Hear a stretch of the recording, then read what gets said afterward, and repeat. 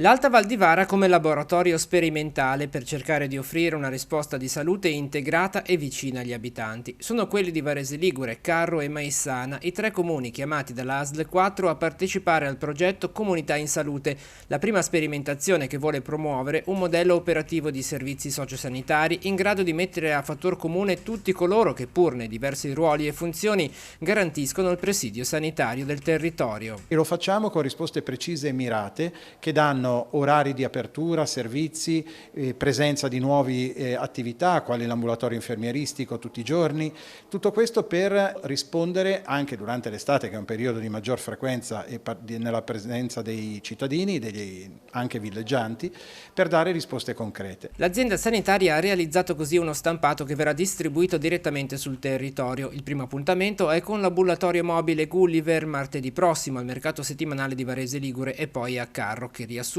tutti i servizi operativi e gli orari ai quali accedervi. Dal punto salute in ASL 4 in via Pieve a Varese Ligure, dove 2 giorni a settimana ci sono un medico di medicina generale e un pediatra, una volta al mese il consultorio ostetrico ginecologico e il servizio vaccinazioni e tutti i giorni feriali dalle 7:30 alle 9:30 l'ambulatorio infermieristico.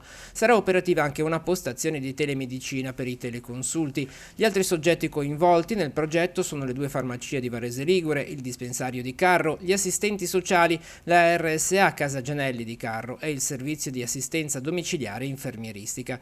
Le carenze, soprattutto in territori molto ampi dal punto di vista dell'estensione, ci sono. Nei quasi 215 km² dei 3 comuni vivono 2.850 abitanti, di cui un quarto over 65.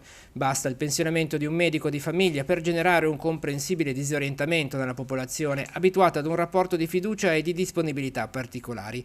Il servizio però, assicura la ASL, è stato sempre e comunque garantito. Stiamo attendendo la definizione del bando di settembre, quando avremo un nuovo medico di famiglia stabile per i territori di questi comuni.